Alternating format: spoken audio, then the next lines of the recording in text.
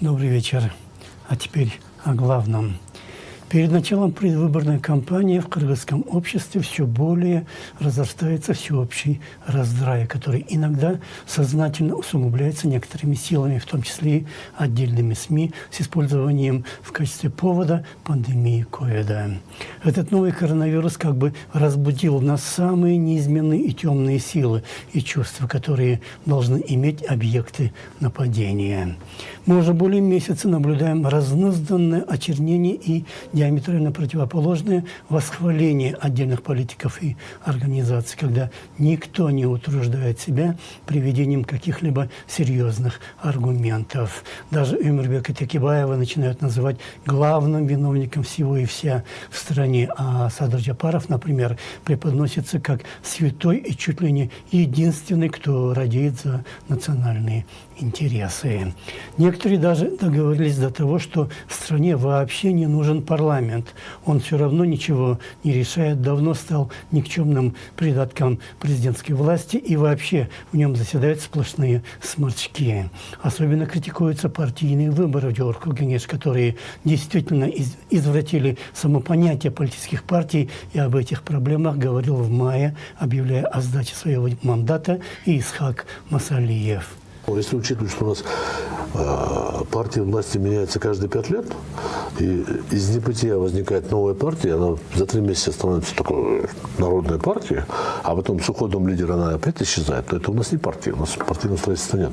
Парламент, к большому сожалению, не нашел своего места как составляющей парламентской президентской республики. То есть мы добровольно дали полномочия и президенту, и правительству, и при этом становимся ответственными перед народом.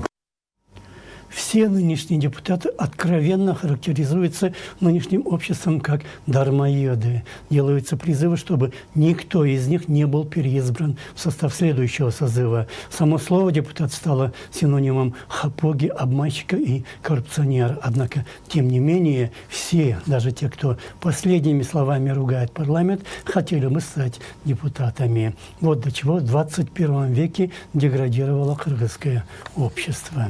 Другие поносят бюрократию и даже предлагают вообще избавиться от всех госчиновников, паразитирующих на теле общества.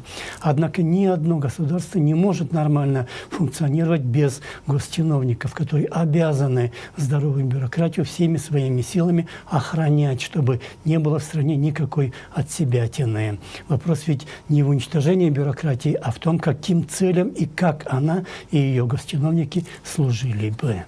На таком фоне достается и президенту. В обществе даже появилась мода, кто больнее и изощреннее обругает президента и в чем особом его обвинит. Нельзя сказать, что президент и его аппарат действуют идеально. Они действительно везде и во всем опаздывают, очень нерешительно меняют кадры и вообще не соответствуют уровню. Но требовать импичмента или подавать в суд на президента – это ни в какие рамки все-таки не умещается.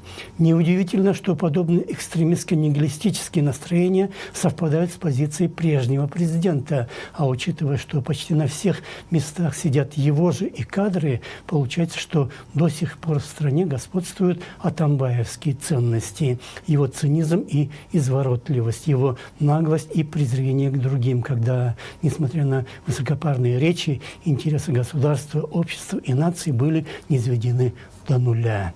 И еще печальнее то, что вместо того, чтобы выстраивать новый курс и выправлять сложившуюся ситуацию, новые власти за 2,5 года своего правления не могут сломить злостные против себя настроения и до сих пор не могут совладать с повсеместным саботажем. Или они этого не хотят и продолжают с помощью попавших в руки старых рычагов решать свои частные задачи, пустив государственные дела на самотек. И такой расклад еще более усугубляется повсеместным раздраем, который разрушает все и вся.